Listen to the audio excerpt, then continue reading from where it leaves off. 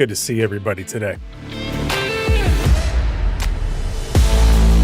Hope you're doing well out there across the internet. Welcome to the show. This is a video game podcast for grown-ups and adult gamers. It's called The Andy B Show. I think it's episode 41 for Monday, March 2nd. Hope you're having a great week. There's a lot going out there across video games, just all over. There's a big week. You could be out there playing the new Resident Evil Requiem game. It's not for me. Too scary. There's no co-op. Nobody to hold my hand through the whole thing. Come on. It's not for me. But speaking of scary, there's the Marathon Server Slam, and it could be scary because it's a little creepy. It's a little divisive. You could be playing Pokemon Fire Red, Leaf Green. Those released for $20 each on Nintendo Switch Online. That hasn't caused any controversy at all. There's a new Pokemon game coming out. We're going to talk about it too. So there's a lot of gaming out there, really, right? The Xbox leadership shakeup continues to dominate the headlines with, our AI-focused CEO, Asha Sharma, stepping in.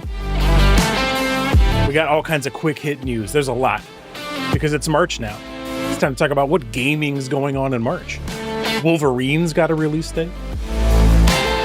There's going to be some marathon talk. I hope that's okay. We got a pile up of news. Plus, what's going on with Sony's strategy? Look, you came for video games, and to have somebody talk about them with you, and I'm going to deliver.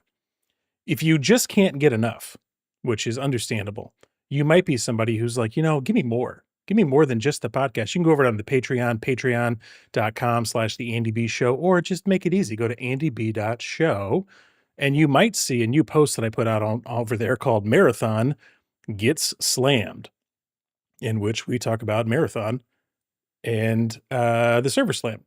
So if you want to check that out, that's available over there. Free preview, but it is a premium post. So feel free to check it out. But basically, I play it's bold. It's a bold thing. I played video games and I recorded it, and then I put it online. But it is a little bold when you don't really know what's going to go on because you don't know, is everybody that's going to show up in your chat cool or not. I was playing last night and I could tell that the people on the mics were really good at the mics. You can just tell when it's somebody watching a TV show in the background, or whether it's somebody that's kind of vocalizing in a certain way. I said, "Hey, are we streaming?" They're like, "Yeah, man, we're streaming." I said, "Okay." So I'll be podcasting about this. I've been playing a lot of the Marathon Server Slam. It's pretty great. I think that I think it is more simple in some ways than Arc Raiders. When you think about Arc Raiders has been an incredible game, 14 million plus people playing it. There's all the drama of, are people helping me or hurting me? Are they part of my crew? Can we team up? Can we be good friends in Arc Raiders? And I think the most interesting thing and the biggest difference between can we be friends in Arc Raiders and can we be friends in Marathon? Because they're very similar games. They're both extraction shooters. You both can squad up or go in solo or in duos. Squads are three. And all of them are uneasy alliances because you can lose everything you found and you end up with a lot of gear that is increasingly better. And if someone knocks you out, they could take your gear. And so you always have this tension. Do I knock somebody out? Do they knock me out? Are they going to knock me out? I don't actually know whether or not we're going to have a problem here when you meet up with anybody else in the game. The number one huge difference to me between these two games is the fact that Marathon, when you want to engage in proximity chat and talk to people around you on the microphone, Marathon has a push to talk only. It's push to talk only. And you might say, come on, Is it really that big of a deal if it's push to talk only? In Arc Raiders, you can just hit the toggle, and the people that you're speaking with, you can continue a conversation all around you, whether you squatted up with them or not. And in Marathon, it's going to be a pain to hold the button to chat with somebody. Now, maybe if you're somebody who goes, I push to talk all the time, I've been doing push to talk on Steam games for forever, maybe it's not as big of a deal. But I'll just tell you on console, it dramatically changes my expectations of the experience. When I'm looking at push to talk on console, I'm going, they don't want me to do this often because that means I'm taking a thumb off of running or aiming. And so that's how important it is. The default button is the right on the D-pad. Like, that's a big deal. And it is indicative of whether or not they think that you're gonna be spending be spending a lot of time partnering up with people that you did not squad up with. And I think largely the answer is they do not expect you to partner up with people that you did not squad up with. Maybe there's stuff that's in the full game, you know, that is different. Maybe stuff in the full game feels like there's a group of problems that you can only solve you know, if you squat up with somebody. There's definitely that case in Arc Raiders. There's certain things that you'll never take down just as a solo player unless you came in with like 12 wolf pack grenades. But in Marathon, like you can pretty much, at least in the server slam, take down stuff that is kind of anything you could. Your squad can do it all. You are independently able to take down everything in your squad. There is some interesting stuff in the game description for Marathon. When you go look at like the store in the description for the Marathon game, and I'm trying to find it, it basically says like, look, at some point, you're going to unlock the ability to go up to the Marathon ship. Everybody's like zapping down onto the planet. We don't know how exactly your consciousness like pops into, a shell and then you're there. But there is a point at which you're supposed to get off the planet and go up to the Marathon colony ship. And when you do that, they say that you're going to like be in the cryo vault areas and face increasingly challenging raid like challenges. So Bungie, through 10 years of Destiny and Destiny 2, is well known for making some incredible raids. And they will always have, every time a new raid comes out in Bungie, it's kind of a big deal. And even if you don't play Destiny 2 anymore, you might like tune in to the Twitch and YouTube streams when the raids are going on. You might be like, let me see what's going on with the raid, because there's always super interesting things going on with the raids. The way the mechanics work, the way the teams have to try and figure things out. It's very challenging. And there's like, it's like step on this pad while someone unlocks this door. Like kind of problem solving is really what it is.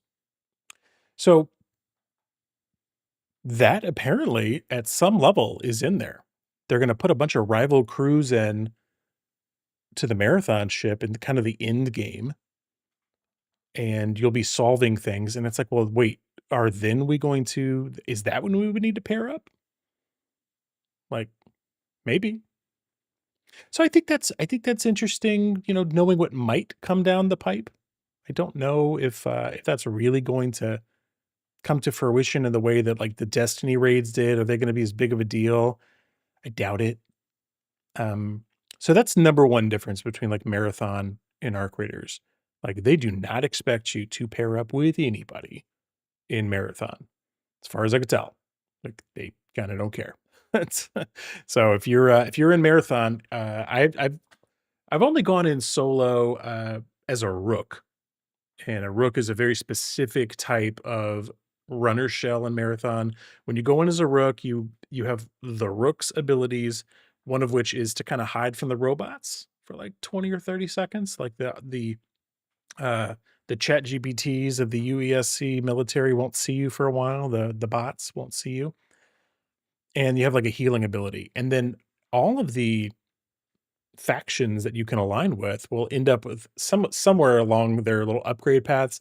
There's things for like, well, now you log in as a rook who's just there to scavenge with more and more abilities that are higher and higher upgraded. So they do seem to kind of have this desire to want to upgrade the rook over time, which I think is pretty interesting. Like why are they so invested in the rook? As a shell. So I've played a couple of rook rounds. It's interesting because you log in as a rook, the round's midway through. You kind of hope not to see anybody and just scavenge a bunch of cool stuff. Maybe just come across some fights that have happened and look in everybody's backpacks and take all the stuff that nobody else could take and then get out. Your goal there is probably not to get into a lot of combat because you'll be in 3v1 situations. And that is very deadly in this game. So yeah, it seems a lot cleaner to me than Arc Raiders. Arc Raiders creates an amazing like social experience that really makes you want to pair up with people. Everything is a lot slower. The crafting is slow. We're going to talk about the crafting here in a bit because that's the other biggest difference. But humanity is up against these Arc in Arc Raiders. And the only reason you're fighting other squads at all is greed, you know, or defense against another Raider's greed. That's it. The whole point of that game, story-wise, lore-wise, is to make sure that you're, as humans, coming together against the Arc. But in case you wanted to know what it looks like lore-wise from Marathon, again, you might not like this, but it's more clean. And there's less about like, hey, we're all supposed to be buddies because here's some stuff I unlocked in the Marathon Codex. It's a runner's guide to runner rivalries. Just going to read a couple of sentences from it for you. Kill or be killed. Runners compete over resources, loot, and contracts. Both individuals and crews have goals they are chasing beyond survival. These goals may be personal, professional, or random moments of ambition, vengeance, or rage. In any given moment or encounter, it can be hard to gauge if the specific temperament or motivation of rival runners. Let me just help you. There's no guessing, at least in the server slam. It's adversarial. There's no guessing. If it's shoot on sight, it says typically runner to runner encounters are expected to be violent, and as a standard survival tactic, they are. The risk of trusting a rival carries too much weight to assume benevolence. So this is anybody outside of your squad. If you see another squad, y'all are fighting, at least so far. Like if you see a rival squad in Arc Raiders, there's always talk because you might have proximity chat on. You may be like, hey, you friendly out there? Like, hello, you friendly? Not here. They just don't bother with it. Anything or anyone competing for your payday is a threat. Hesitation can and often does lead to violent failure, loss of a shell, gear, and weaponry, loss of progress towards goals, loss of pride. Hesitation and conflict has a heavy price. So this is the codex entry you get like the first time you, I think, end another runner's run. You take them out. But they go on for a lot longer. There is like one mark at the end that says, friends like these. None of the above negates the opportunity for unlikely alliances. Runners have been known to team up with their rivals for any number of reasons, a joint threat, general goodwill, or desperation. It doesn't hurt to attempt to find common ground if you're willing to risk an unfortunate outcome. And near the end, it says, good luck. So I do not anticipate a lot of team ups unless they can make the proximity chat toggleable. Like that would be okay if you could toggle prox chat. Yeah. The other big thing is it's not a crafting game. Like I said, that's the clarity of whether or not you're going to be linking up with other raiders is important because basically you're not, unless something changes in the game, the way they roll things out or challenges out. But the other big thing is that it's not a crafting game. It's so far. you find a lot of stuff, but there's this really clean exfil interface. Like when you extract successfully, there's a lot of automation that goes into what you keep and what goes away. And it tells you why. And the style on the exfil graphics are incredible. But it basically sells most of your stuff and only keeps what you actually need to trade with factions or with your armory, which is like the shop. And that's it. As far as I could tell, you don't craft anything. In Arc Raiders, you have this option. I can go to the vendors and buy new weapons. Like, let's say I get wiped and my inventory's toast and I'm not sure what I'm going to do next. Like, I got to get back out there. Do I take a free kit? Well, both games have free kits, which basically have nothing in them. Just enough to get out there, like a heal or two, a shield regenerator or two, and that's kind of it.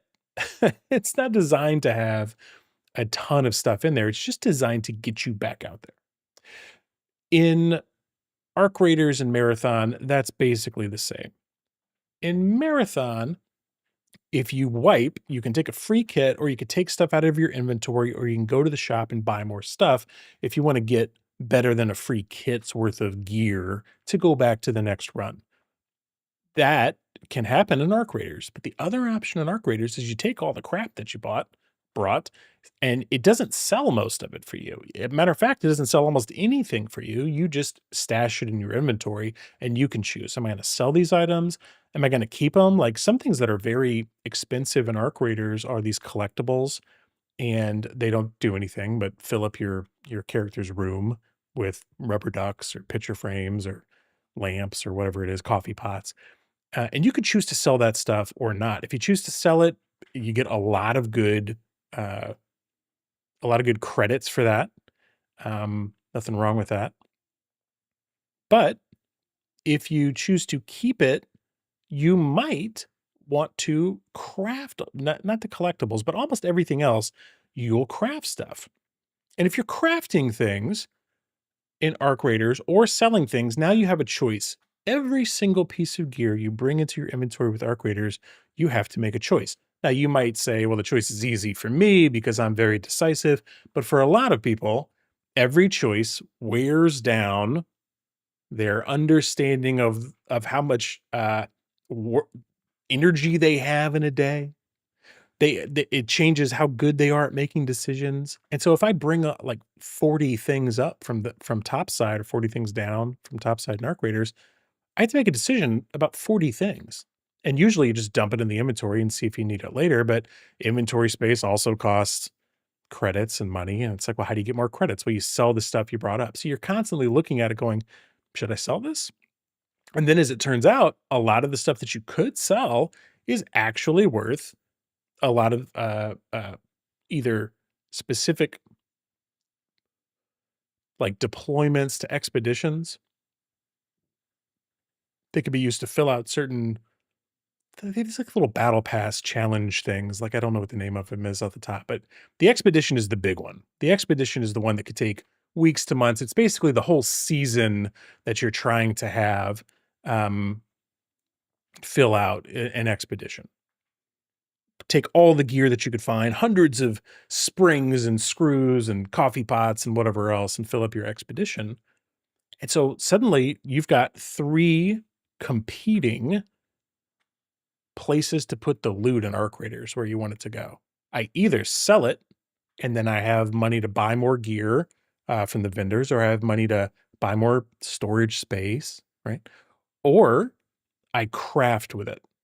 I can make the guns, I can make the bombs. There's a little bit of like hassle that the developers were under because they just changed how much it costs to craft a wolf pack grenade, which is a very powerful grenade in Arc Raiders. And they have it requiring some more rare resources. And people are like, well, that means I can make less of them. So now the game's less fun because now I don't easily go into a match with more wolf pack grenades. Thanks a lot. And look, balance changes are going to happen in these games all the time. That doesn't bother me. I mean, it might bother me if I was crafting wolf pack grenades right now. But that's the thing is like the stuff that you might have sold yesterday because you needed the credits now is what powers the wolf pack grenades. I'm like, ugh, I don't like that. Don't get me wrong. Bungie has plenty of opportunities to screw up exactly the balance of the game and all the loot and what the loot matters, whether you keep it or not. But it's really not a crafting game based on what we've seen so far. So I would end up in Arc Raiders, where if I got wiped and I had to rebuild my kit and I didn't just want to bring in a basic free kit because you basically have very little survivability. And if you bring in a free kit in Arc Raiders, you're just kind of hoping to get out with whatever you brought in. Maybe you get real lucky, but you're not going to have a great run. You're not going to take down a big arc. You have no gear, right? So you don't want to bring in free kits unless you really kind of have to. That's really the only reason you might do that. So you spend time going, should I craft or should I buy? Or do I have to sell things so that I can buy new gear? Or do I have to craft things, but then I have to buy some resources in the crafting because I was just short a couple of items. So you have to go to and you might spend 5, 10, 15 minutes in between rounds just crafting stuff, man. It's too much. Whereas in Marathon, you either have the gear and the credits or you take the free kit. Like, it is the simplest decision-making process. Do I have gear in my inventory I'd like to bring? Pull it in. Do I have credits to buy gear? Go buy it. Do I have stuff, valuables that I might trade with factions, but maybe I just don't have enough? Well, you could sell those and then buy gear, but it takes out the crafting. Now, if you're somebody that likes the crafting, you might go, look, I like the crafting and now I don't have it and I'm upset. Or I'm missing something, or I like the option to craft. That's fine. But all of this Bungie focus is on getting you back out there, getting you back out again to the drop. And it has a different feel because of that. I've played in an hour, you'll play a lot more runs, maybe 2 hours. I don't know. Some of these runs can go 20 or 30 minutes, but in a 2 hour span, if you were like, hey man, the kids are in bed, it's 9 o'clock, I'm gonna play from 9 to 11. I'm gonna get a lot more runs in Marathon on average, it seems like, than I will in Arc. And that's the gameplay loop. There's a whole other gameplay loop in Arc about crafting, and it's just not there in Marathon. And I think for the better, as far as the flow. Less options, but more flow back into the game. So if you're playing Marathon out there, if you're playing the Service Slam, let me know what you think. It can be divisive. Not everybody is digging on it. Some people are we'll get into it in the emails. You could send me your emails about video games, podcast@andyb.show. And we got an email about Marathon. We'll read it later in the show. So stick around for that. One other game I've been playing a little bit this week, at least before the Marathon Service Slam came out, was I played a little bit more of a game called Unicorn Overlord. And I've been dealing with throngs of these unmagicked octogenarians. I posted about this recently on Threads, where you could follow me if you'd like. But Unicorn Overlord continues to be a game that looks amazing and feels easy to play. You get all of that strategy of Fire Emblem for me without having to worry about the very specific placement and the slow turn-based strategy. It runs on the overworld as kind of like a pausable real-time strategy on the overworld, and then the battles auto battle. And I like some auto battling. But it's based on the strategy, it's based on your character builds, and you can set kind of like Final Fantasy, was it 13? 12. Final Fantasy 12, where you could really get into like what should happen next with every character given every particular situation. At 30%, mana, you should throw heals, or if someone's, if your healer's getting hit, then the tank should go pull the aggro, right? You can really get into like the nitty-gritty details of the rules and layer them and stack them and order them the way that you'd like. I haven't had to do that yet. I'm maybe 6 or 8 or 10 hours in. I think it's like a 50 or 60-hour game, roughly. We'll see. These Atlas games can always go longer, it feels like.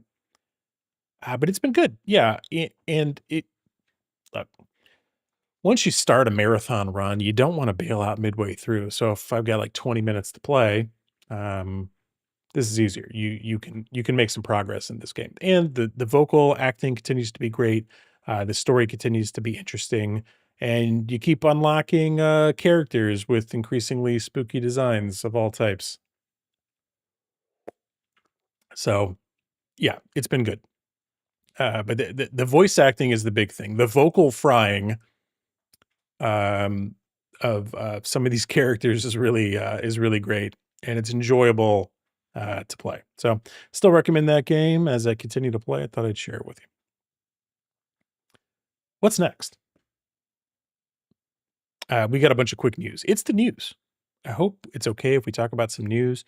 I did just want to have a little bit of a follow up on Crimson Desert. We talked last week about Crimson Desert a lot. The name of that episode was "Did You Save Room for Crimson Desert?" Not dessert, but I thought it'd be fun to say it that way. Um, the more I think about that game, it just seems like there's almost I worry, like, we'll find out soon, right? I think the Crimson Desert comes out in March. We'll get to the games of March here soon enough. And what games are coming out? Yeah, it's coming out 3/19, so we won't have to wait long to find out. But my impression, the more we've thought about it, is it feels like it's a mile wide and an inch deep. Since we last talked about Crimson Desert, I've seen that it's got, like, town siege weapons, that it's got, uh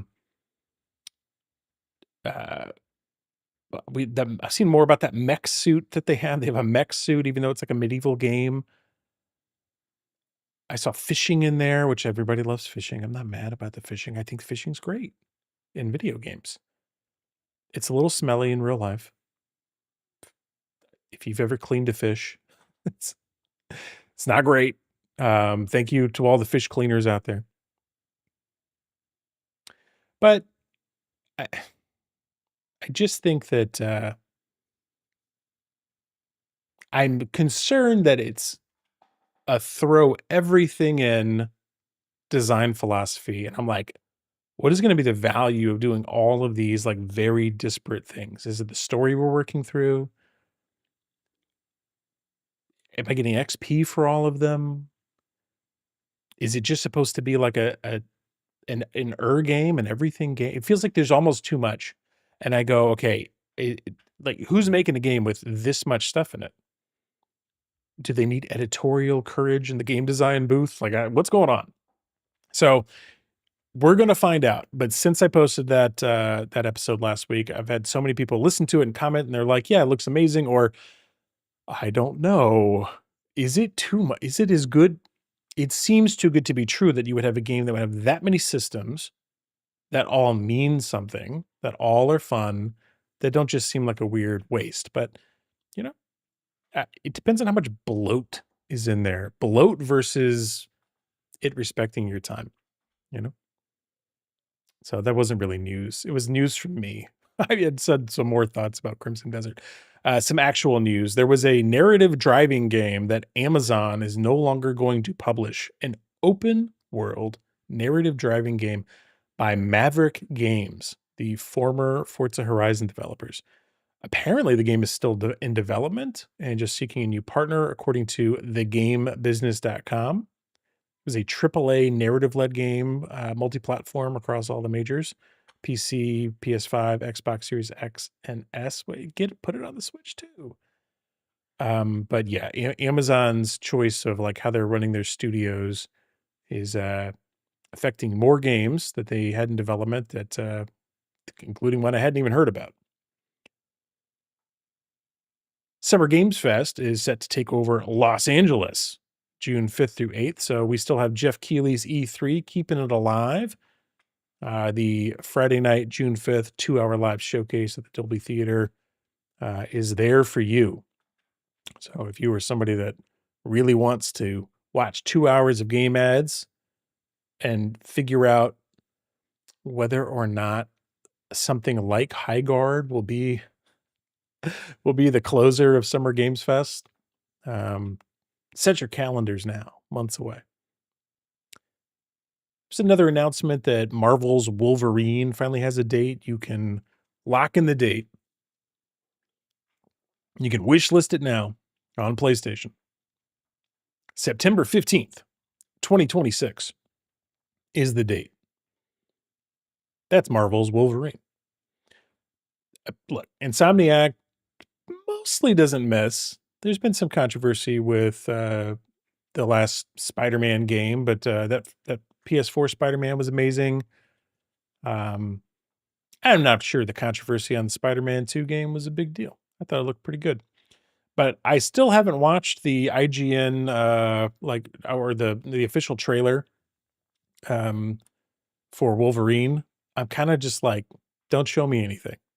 Like I'll get there when I get there and we'll see how it looks when I get there. Like I'm not worried about it. Like I know it's going to be a good game, or I believe it's going to be a good game. So we'll see what it is, but I think it will be.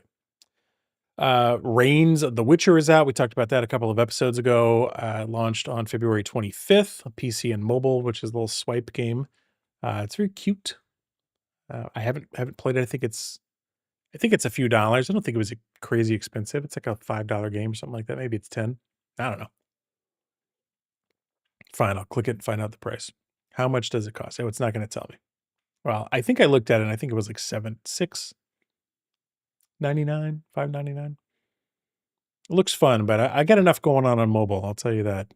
Just post on threads all the time. This was fun and exciting to me. I didn't expect that I was going to see a new update. I don't know why. I felt like Carmageddon Rogue Shift was just going to go off into the ether and then we'd never hear anything else about it. But that hasn't been the case. As it turns out, there's more stuff going on with Carmageddon Rogue Shift. So they've released a new bonnet cam update to the game. They've got a new vehicle called the Grosso, and the big thing is they changed or added nuance to the handling. I thought the handling worked pretty well in the original game.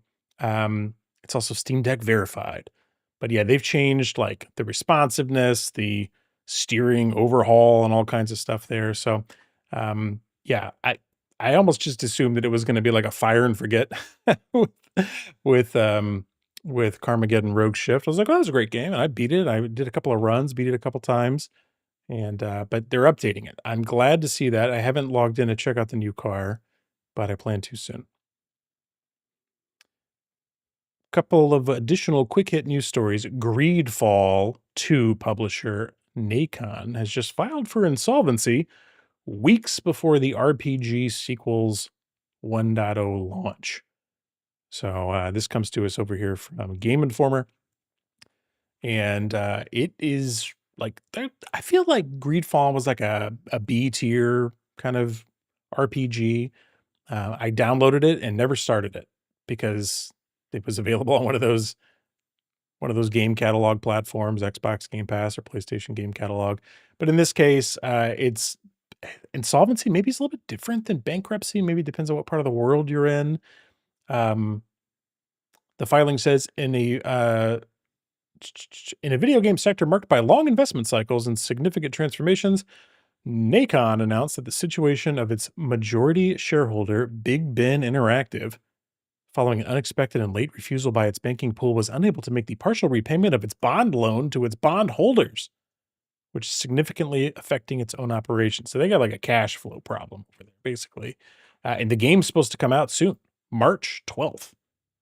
So that's business. Biz news out there. Yeah, yeah. If the game's coming out, like there's no way that game's not going to come out in 2 weeks, right? It's coming out. So I don't think that's going to be a problem. But if you're looking forward to Greedfall, let me know if it comes out and if it's good. Like I said, I don't know a ton about Greedfall, but I did see a new pirate game get announced. The trailer has sea shanties in it. There is a PvE survival game called Windrose. Windrose.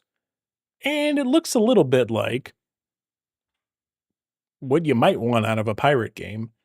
It's very photorealistic looking, which is a little bit different than what's What's that one that's big over there at Microsoft? That's kind of cartoony.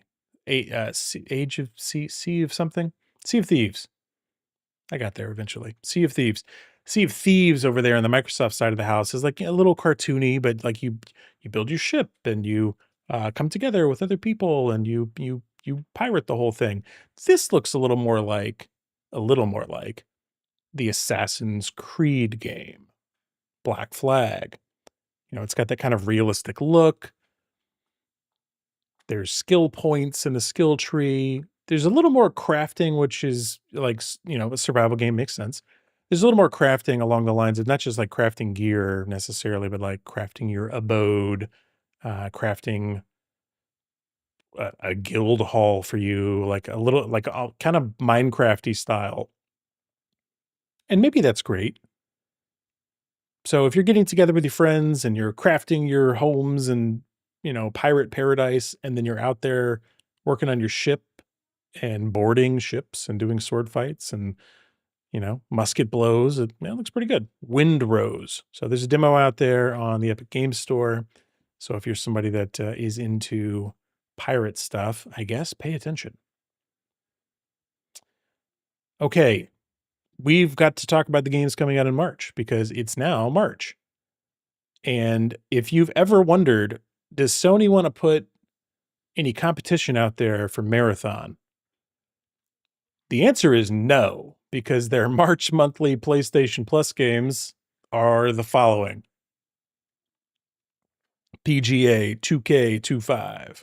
It's fine. I'm sure it's fine. Monster Hunter Rise, which I think is the old one, right? The Elder Scrolls Online Gold Road Collection, and Slime Rancher 2. Now, Slime Rancher 2 actually does look like it would be cute and fun, and I wonder if it has split screen co-op. So I'm going to be like checking that one out. I'm kind of interested because of the family game, but I'm gonna boldly say there's no bangers on here that are going to make people sign up for PlayStation Plus so they can play these games. And of course, why is that important? Well, we started the show talking about probably the biggest game that's coming out in March, and we've got this list here from Victor or Frazil33 out here on Threads. And this is his editorialized list. There's way more games than this coming out, but he chopped it down. And you can see Marathon there, 3.5. So that's this week. And that's a Sony published game. And let me promise you, they don't want anything else keeping you away from it if they can possibly avoid it. Scott Pilgrim EX also coming out. That's like a fighting game. Yeah, I've been playing some of that Teenage Mutant Ninja Turtles Shredder's Revenge with my youngest B. It seems kind of like along those lines of gameplay. Pokemon Pokopia, which is kind of like Animal Crossing for Pokemon, based on some videos I've seen. The Ghost of Yotei Legends mode is coming out faster than I thought, 310. Monster Hunter Stories 3, 313. They just put Monster Hunter Stories 1 and 2 on PlayStation Game Catalog, so I downloaded the first one of those and haven't opened it yet because of the other games I've been talking about. 319 is Crimson Desert. There's another Life is Strange game coming out towards the end of the month, and some game called Screamer that has art that looks cool, but I don't really know much about it. So I think those are a lot of the big games as brought to us by Frazil33 over there on Threads. Thank you for that.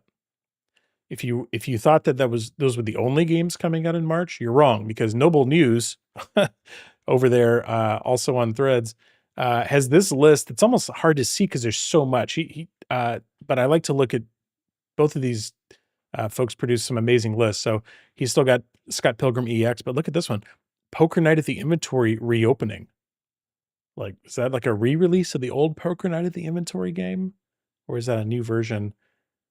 It's got a call out here too of Fatal Frame 2, the Crimson Butterfly remake, and Starship Troopers: The Ultimate Bug War. It's some game called Bravado, which looks like it has a huge frog on it. So it's interesting kind of seeing people look at all the releases out there and go, here's the ones that I want to feature. Here's the ones that I care about. And I'm going to kind of put it out there for you. I think that's neat. A lot of games coming out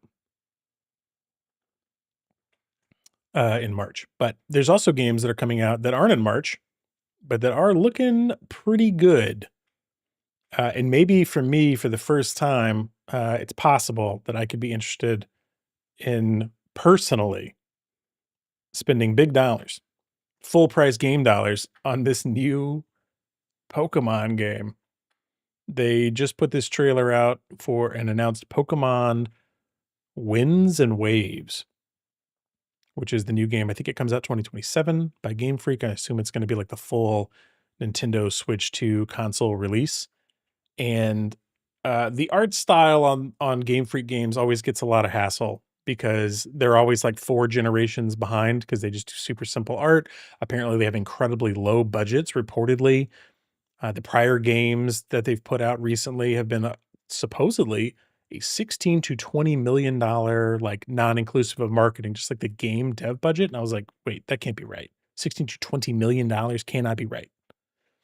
Um, but the ratio of like how much they spend on the game dev is apparently it's a small team. They don't spend a ton of money on big engine technology, and the games sell themselves mostly as a funnel to sell other cards and everything else, all the other merchandise.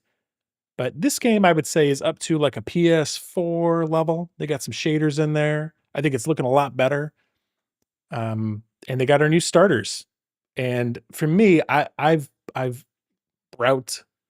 I'm gonna say these names: Pombon and this gecko called Gekwa. Yeah, yeah. They look. I think they look really cute. I think they look really great.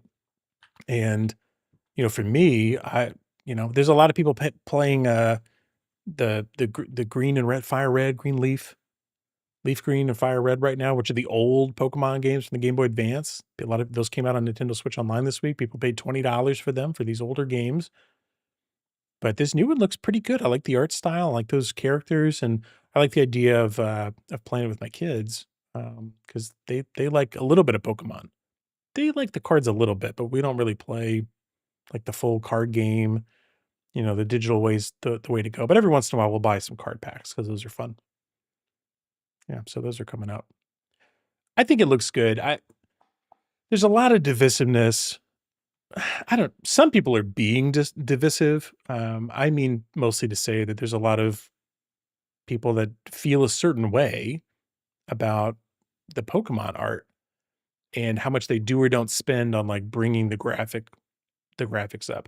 When I looked at the last couple of Pokemon games on Switch, I was like, should I buy these for my kids? Like, I look at them and I go, why do these look so simple? And but kids of all ages, and especially the youngest children, need a simple art style to understand what the heck is going on. And those games are not uncomplicated for very young children. It just so happens that we were all very young children and now we're grown-ups, and many franchises have grown up with us, but not all of them. There's many franchises, especially Nintendo, where they go, this is going to have a very childlike wonder look. And your main character is a child. And so when you're in your 40s and you're playing, Pokemon, and you're going, why does this still look like a kid's game? It's because it's for kids. It's because it's for kids. And you can either be okay with playing a kid's game or not. Now, should they make the art better?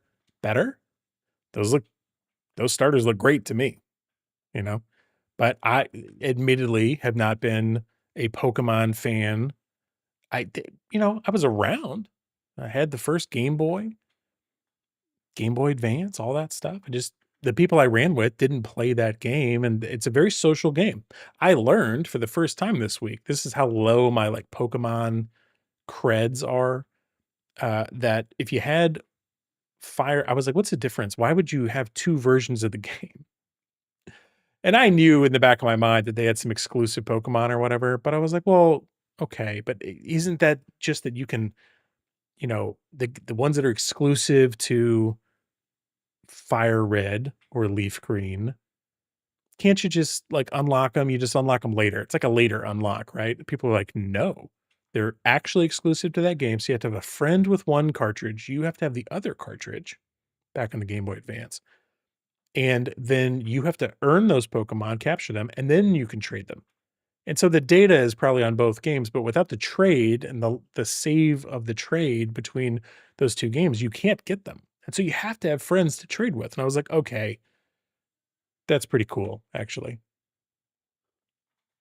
But I didn't know that. So, you could say I have a less founded opinion on whether or not those are good Pokemon games or good Pokemon starters, and I would say, "Okay, you're probably right. It's slightly less founded."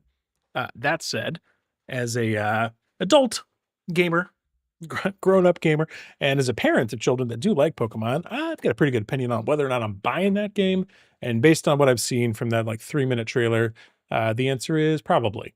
So, that's kinda how I have to look at it. A couple more news stories here. Yeah, there's been a little bit more like fallout or just continuation of what's going on over at Xbox. More people are kind of getting to know or hearing about Asha Sharma, who is the new Xbox CEO, Microsoft Gaming CEO after Phil Spencer retired or is retiring after 38 years at Microsoft, and after Sarah Bond got, I'm going to say, I'm not saying she got booted, but they decided that Asha was the new person, and it's not going to be Sarah, and so Sarah bolted.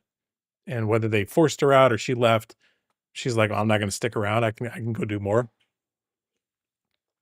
But there was this story from The Verge that was saying that some people, supposedly internally at Microsoft, felt relieved that Sarah Bond left. That the everything is an Xbox. Your fridge is an Xbox. Your Steam Deck's an Xbox. Everything's an Xbox because the games can go anywhere.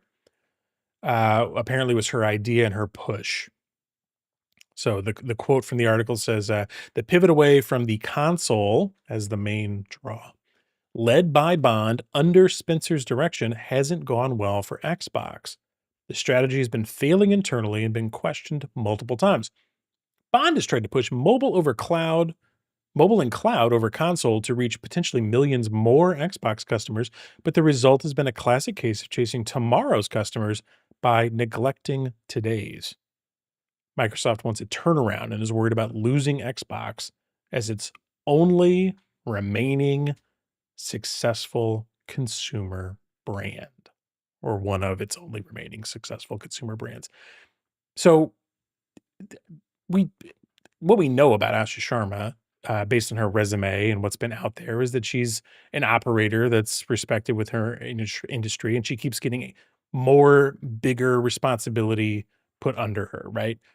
And there's critique that even I have a little bit, which is like, she doesn't really play games or know about games. She's playing Xbox for the first time. Her gamer tag is out there for the first time. And all of her family apparently was playing on it. She supposedly got 10,000 gamer score in a month, maybe. Uh, but that's not the job. The job of that role isn't playing all the video games, right? It's running the show. It's running that organization. And can you do it without being a hardcore gamer? Totally. Yeah, you can. And being a hardcore gamer obviously isn't enough, right? So that's really not a problem for me so much.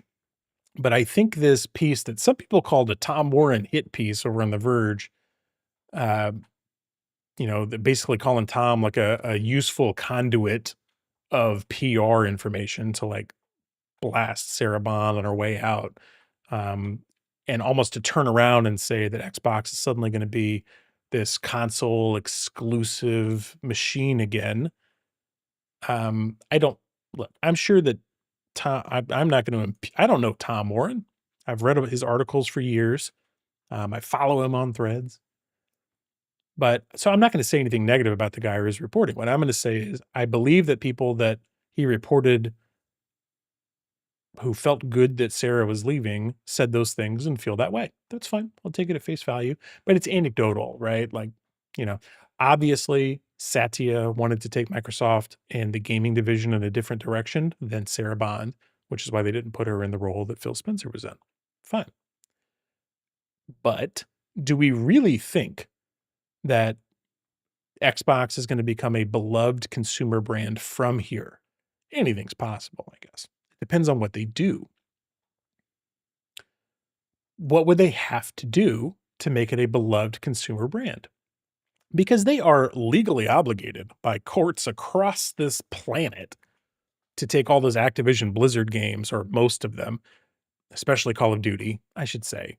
Maybe it's not even most of them. It's definitely Call of Duty, and keep it multi-platform.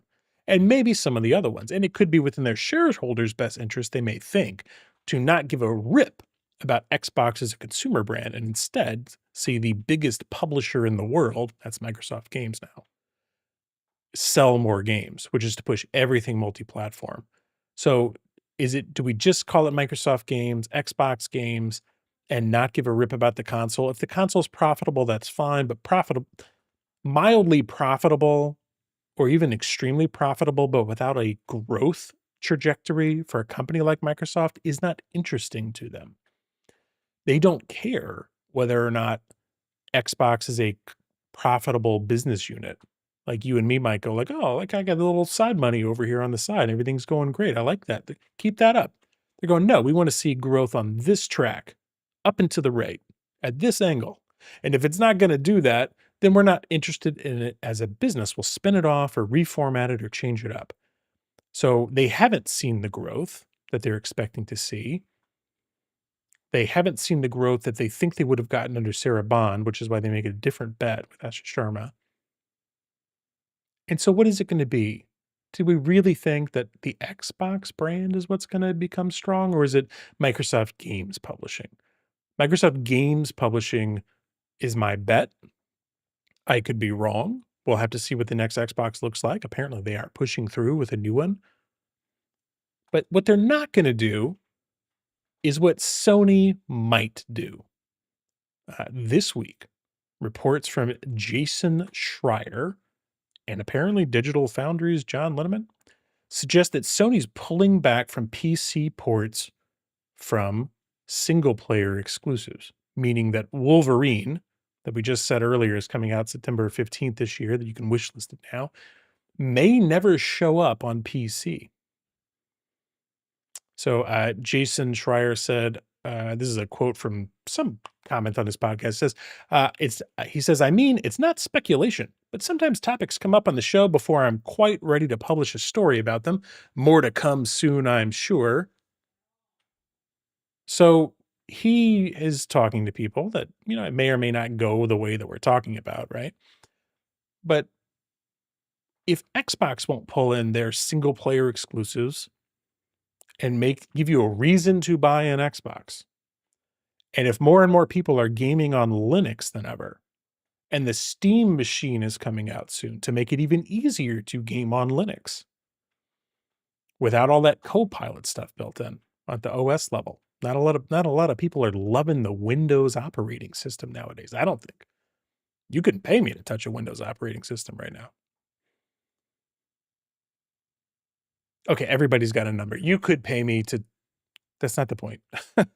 The point is, like, not a lot of people are playing on Windows because they love Windows. It's because that's where the majority of the games are, and that's where the majority of the PC is, and there's a learning curve to get to Linux. Well, if the learning curve to get to Linux is stripped out because of the Steam machine or something else, then people are gonna choose to move away from Windows if they can, I think. That said, what is the point of having all these games if you're an Xbox or Microsoft shareholder if they don't go everywhere? You're like, "Wait a minute, as a shareholder, capitalism chart needs to go up and to the right at a certain angle, remember? It needs to grow. Those games need to go everywhere." So Microsoft, if they are beholden to the shareholders, if they don't have management pride, if Ashish Sharma isn't gonna come in and say, "No, we're doing some exclusive games," then it's not going to grow the Xbox brand, it will grow the Microsoft publishing brand. Where Sony, who's also beholden to the shareholders, but is looking at the numbers, apparently, and they're not seeing the type of growth, I guess, I presume, I don't have Jason Schreier's contacts, that would lead you to believe that it's worth it to put those single player games out on PC. And if you have to buy a PlayStation to get to Wolverine, I promise you that's going to sell some PlayStations. And it stacks up, right? It doesn't stack up, and it does not sell PlayStations to know that Death Stranding 2 comes to PC, which it does this month, I think, or it already did. I think maybe it just came out on PC. If there's no, if you just wait a year for the single player games, and due to the nature of single player games, there's no rush to get them unless you just want to be part of the conversation. Matter of fact, when you get it a year from now, when it comes out on a platform that you prefer, it'll have, like Avowed did when it hit PS5 recently, ton of updates, ton of anniversary improvements, new gear, new weapons, new characters, better performance, and usually a lower cost. Like gaming a little behind the curve as a grown up with a little bit of patience is a wonderful place to be. The multiplayer games are what require a confluence of people to come together to create a community that sustains a game in their live service development. That needs to be on as many platforms as possible, as quickly as possible, so that everybody will play it. And it needs cross play and cross chat and all those other things. But the single player games, which Sony still makes a ton of, and maybe is one of the last big publishers, definitely the last console exclusive publisher outside of Nintendo. Okay, I can't, that statement's just not right. Like Nintendo makes a lot of single player games that are exclusive to their console. So it's Nintendo, who sells a ton, and PlayStation. Microsoft is putting them out everywhere, and Sony might pull back. It's fascinating to me. And I think, as much as I want games to be everywhere, when you put the games out multi-platform, it increases your sales surface area, but it also increases the pressure to sell more and monetize more. The benefit to keeping it on a single platform is that you sell more of that platform's hardware, and then you work on the attach rate and services from there.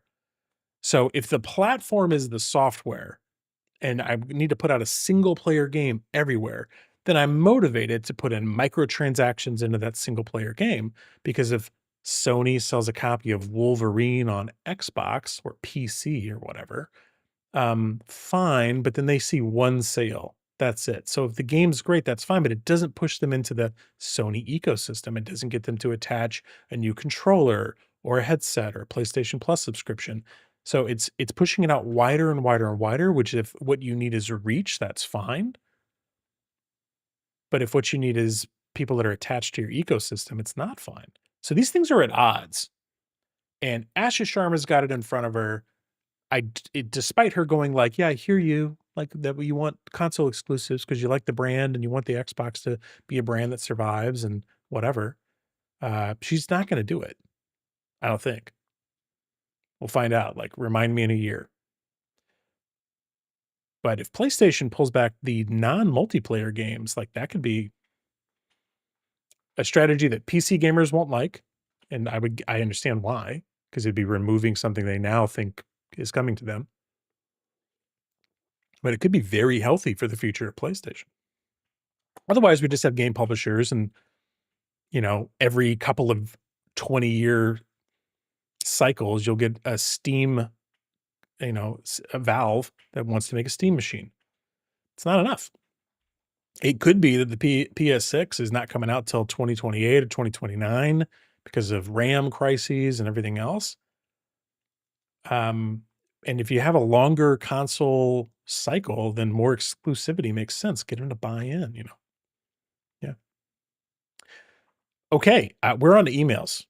That's all the news. That's all the news and the game discussion that everybody's got time for. So let's get our emails in. You can send your emails to podcast@andyb.show, and I will read them.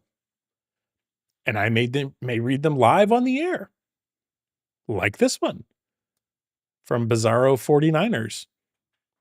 And they said, while I want Marathon to succeed for my friends that are genuinely excited about it, I also have zero intention of picking it up. The NDA required post alpha that I tried didn't speak to me personally, but I'm also someone who's stuck with them after getting burned so many times in 10 years of loving and supporting Destiny. 1 step forward, 3 steps back. The UI looks like Destiny, but with a different font and copy paste. The art style I do enjoy, but that's been the only thing jumping out at me. I guess I'm just venting because I wouldn't mind seeing a Destiny 3, but even then, it would require a trifecta of great reviews, awesome word of mouth, and at least 1 to 3 of my friends putting their toes in first and then convincing me that they, Bungie, has righted the ship. Thanks for coming to my impromptu TED Talk. Bizarre 49ers, thank you for the email. And again, everybody can send their emails to podcast@andb.show and I will read them. I look, as someone who's bought Bungie games since I wasn't there for the original Marathon that was released only on Mac, I think. But since 2001 with Halo, has there been a Bungie game that I haven't purchased? Like, it's interesting, like, that's a long running one. For a while, I could say, like, with Assassin's Creed, I was like, "I've played every Assassin's Creed," and that was true up until the Viking one. When the Japan one came out, I stopped, and when they went out to PSP, I didn't have a PSP, so they spun off enough and did enough side projects that eventually I couldn't keep up. They were just producing them constantly. But when Bungie makes big games, banger games, like, I buy them, I pick them up. I feel like there are these we talked last week in the email section about like, do you ever feel overwhelmed from not being able to get all the games? And it's like, yeah, but just like there's some authors that I'll follow and I'll buy pretty much anything they write unless they burn me enough, like they've burned the writer of this email. I'm probably going to buy them all. They don't produce so many that I can't keep up. They had Destiny and Destiny 2. That's 2 games. They had expansion packs. And now they're going to have Marathon. And it's priced right. $39.99, the most competitive price point in gaming, according to the Andy B show. So I feel like I need to know. I want to know. And after the Server Slam, they gave me a chance to find out for free. And I got to tell you, it is like, I got stuff to do today. So I can't like go play it right away after this podcast ends. But like, so long as the Server Slam's on and I've got time, I'm going to be getting some runs in. But not everybody feels the same way about Bungie or any game developer or publisher that has created for a long time and then started to make mistakes because you get invested in them. This email is like, I was invested for 10 years of loving and supporting Destiny. Invested. There's this relationship that happens between the developers and the players. They do things you like, they don't like, they tweak, the meta game and how does it feel? And are they listening to the feedback in the forums and the discords now? Did they give a rip about what we have to say? You really want to know. And so with a live service type of game, or even just a series of game drops over the time, like with Assassin's Creed, where it's like, boy, they've really gone down a weird path with Assassin's Creed. I don't think they're listening to us. And I'm not saying the new Assassin's Creed is bad. I haven't played it. I'm waiting for it to get to the right price. But like by the time they got to the Viking one and it was just huge and needed some editorial like courage to create a game that wasn't 300 hours big that I might want to stick with for a while. It was too much. It became too much for me. So sometimes my tastes change. But there's a relationship there that's spoken through the updates to the game, through the literal communications from the company to the players. But the big ones are foundational. What kind of game did they make next? And how is it monetized, if it is? And what does it feel like to play? And does it respect my time as a player? And then the companies that own the developers, when they let people go through layoffs, did all the talent leave? Did the right talent leave? Who's left? Do they have the same passion? Is it the same company? It's the ship of Theseus all over again, right? Like if you change all the parts of the ship, is it the same ship? If you just change one part at a time, but you changed them all, is it the same ship or is it a different ship now? So I can appreciate somebody going like, what ship is this? And do I want to get on it? Is this seaworthy? Also, it's $39. Or it's the Server Slam, try it for free. As of the time I'm recording this, there's still time to play it for free. But I will try not to talk too much about Marathon and Arc Raiders. It just so happens that they're some of the biggest games in the industry right now, and it so happens that I'm playing them, and it's my show. So if I want to talk about them, I'm going to do it. But I do want it to be valuable for everybody listening, you know. So if you're into Arc Raiders and Marathon or not, send me an email, podcast@andyb.show. Tell me what game you want me to talk about, and I will read that email, maybe live on the show. Speaking of the show, that's the show, everybody. That's the show for this week. Thank you for hanging out. Thanks for being here. Thanks for sharing the show with people that you know that listen to video game podcasts. Really appreciate you. If you've been playing the Marathon Server Slam, how did you like it? Let me know. Reach out wherever you'd like to find me. You know where to send the emails. You can go to andyb.show. That's the Patreon. And I hope you have a great week. Thanks for listening. Thanks for having me be a part of your routine. And I will see you next week. Bye-bye.